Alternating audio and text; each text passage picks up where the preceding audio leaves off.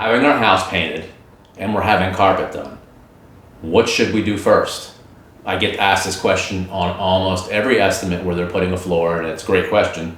And I'm sure if you ask 10 different painters, you might get 10 different answers.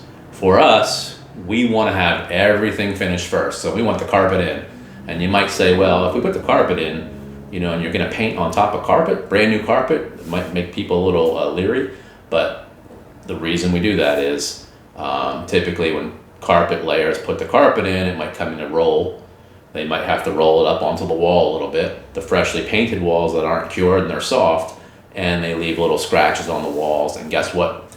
Painter has to come back and touch our walls up. So to cut down on added costs, because it's not free to come back and touch up your walls that somebody else damaged, we like to have the carpet in, and then we like to finish to the carpet.